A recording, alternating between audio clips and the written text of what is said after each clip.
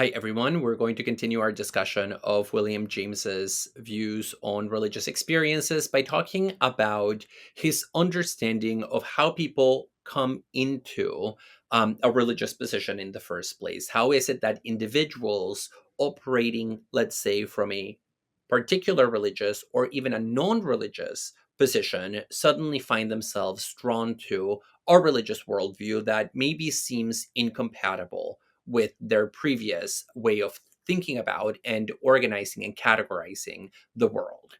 Now, William James does say that the transition from one position to another one is something that can happen either gradually or through a sudden moment that doesn't seem to take many steps. It's just a one shot where from 1 minute to the next, the religious believer suddenly finds themselves with a new set of convictions, a new set of beliefs that suddenly guide their behavior.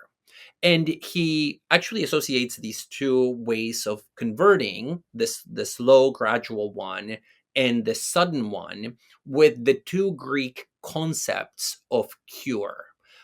Where, if you give somebody a potion or a medicine, that medicine can work in two ways. Sometimes, according to the Greeks, it can work gradually, where it restores you to health in the course of a protracted period of time, in which case the Greeks talked about that cure being a case of lysis, something that works gradually. Whereas in some cases, that cure can be sudden and instantaneous, in which case the Greeks would use the concept of crisis to talk about this more punctuated event that brings about a state of normality in the subject. And so, in the same way that there are these two forms of curing individuals in ancient Greek medicine, lysis and crisis, there are these two ways of converting from one position to another one in William James's psychological universe. And he is going to focus primarily on those very sudden moments of conversion that we typically associate with a moment of epiphany or seeing the light or a coming to God, where people can pinpoint the exact moment in time when the transition and when the reorganization of their belief system happened. Now, the interesting thing about these conversions, according to James, is that they are not just a shift in beliefs, they are better understood as moments in which there is a wholesale alteration of our character and even a redrawing of the lines of our goals and priorities. So, to talk about having a religious conversion is not just, oh, I had a punctuated experience of the divine.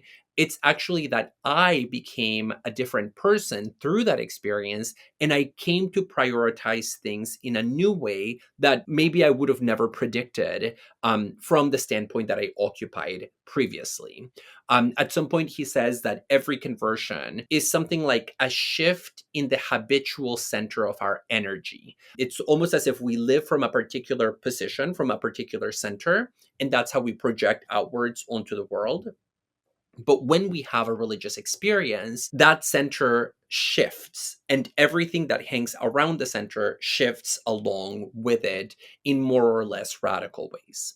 Now, James uses a number of ideas from psychology to try to shed light on what we could call the phenomenology of conversion. And two that stood out for me are one, his use of the psychological concept of gestalt. He says a religious conversion is always a gestalt experience, meaning that we go from one whole to another one in a sudden moment. The best example for this, of course, are those gestaltic shifts in perception, like the ones that we have with the rabbit and duck, where one moment you see it as a rabbit, one moment you see it as a duck, but there is no gradual transition at the level of perception. There is just a holistic reformation of vision in one moment. And so he says a religious conversion is very much like that. One day you believe in the duck, the next day you believe in the rabbit. And once you make the transition, you can't really go back very easily. And in fact, that would be a difference between the notion of religious conversion that James is working with and the classical concept of the Gestalt, especially when understood in terms of visual illusions or visual perceptions.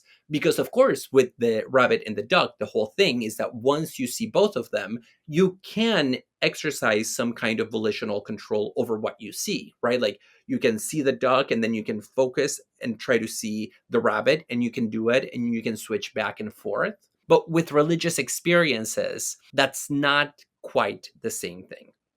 You simply make the switch, and then the new thing that you're perceiving becomes your reality, and it becomes a reality that you are deeply committed to. Now, the second example that stood out for me is that he says that conversion is very much like the process of adolescence. It's that transitional period that's ultimately quite short, all things considered, especially when you think about like an 80 or 90-year lifespan.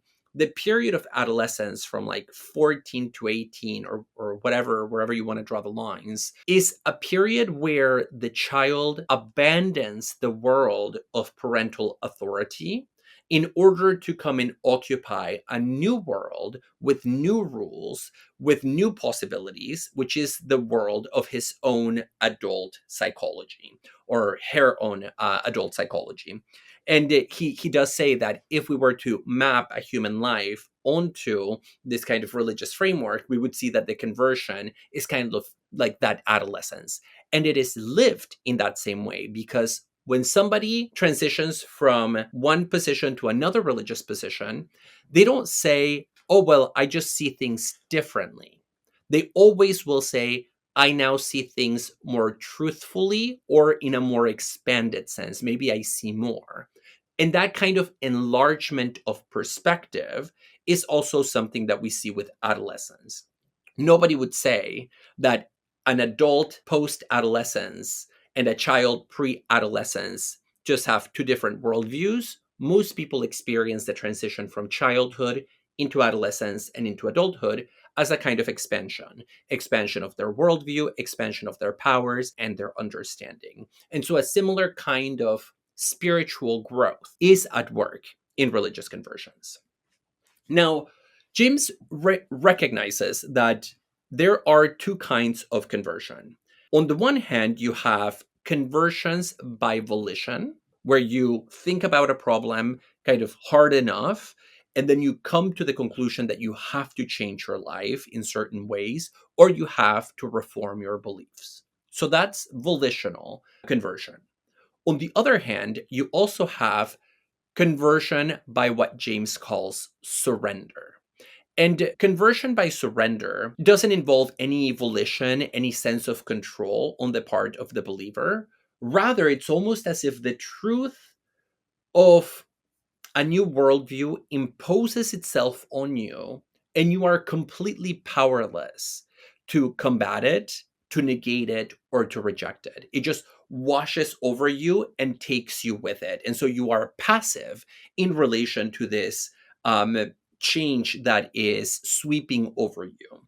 And James associates these two kinds of conversion with the distinction that I mentioned in a previous video on James, which is the distinction between philosophy and religious experiences. In philosophy, we can have, we can have certain heightened emotions. We can have greater insight into the order of things by thinking about the universe, the cosmos, our place in it. But in order for an experience to truly be a mystical experience, according to James, it has to have this raw affect where you really feel like it just came to you in a sudden flash of mental clarity. And that distinction between religion and philosophy then is repeated in these two kinds of conversion. Conversion by volition, he says, that might be a very interesting phenomenon, but it's not what I care about in my study of the religious life. What I really care about are moments of conversion that are sudden and that are by surrender. And the reason that he directs our attention to these moments of surrender, where we are passive before a change that, again, is washing over our lives, is that these experiences usually bring with them two things that more volitional ways of conversion will never have with them. On the one hand, when people have a genuine mystical experience rooted in conversion, they often report having a higher sense of control over their lives. So it's not just a theoretical change or a psychological change in the content of your beliefs, it's also a change in how you feel in control of your life. And the second change that these conversions by surrender bring with them is that they lead us, as I mentioned in connection to adolescence, to see ourselves not just as changing, but as changing for the better. So they lead us to perceive certain truths that we didn't see before. So there is, again, that expansion of our field of vision, here speaking in a religious sense, where we now see something that we didn't see before, something that is meaningful for us, and that is going to become a central part of our personality moving forward. Now, James ends up talking about conversions, these conversions by surrender that are sudden, that are essential to the religious life, as um, he explains them using an analogy from mechanics. And this I'm going to read directly from the book because I think it's an important point, because he seems to believe, again, that there is a kind of center of gravity, kind of like in a machine or like in a car. There's a center of gravity, and that's the most important part of the system. And then there are all these other parts that hang around it and that can change in various ways without the center changing. But if the center changes, then everything else changes along with it. And so he says, in the same way that a mechanical object like a car or like a building has this center versus margin structure, so too does our personality or our religious character. There is a center, and when that center switches, the whole thing has to find a new point of equilibrium and reset itself in a new way. So this is from page 197, and I will conclude just from this quote that I do think elucidates what a conversion is for William James. Page 197. In the end, we fall back on the hackneyed symbolism of a mechanical equilibrium. A mind is a system of ideas, each with the excitement it arouses, and with tendencies impulsive and inhibitive, which mutually check or reinforce one another. The collection of ideas alters by subtraction or by addition in the course of experience, and the tendencies alter as the organism gets more aged.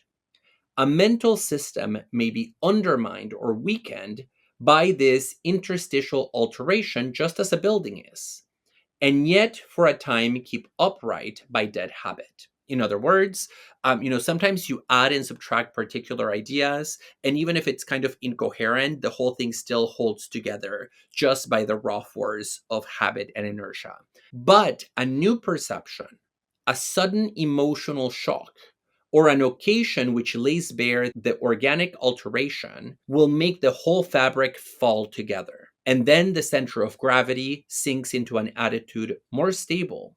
For the new ideas that reach the center in the rearrangement seem now to be locked there, and the new structure remains permanent.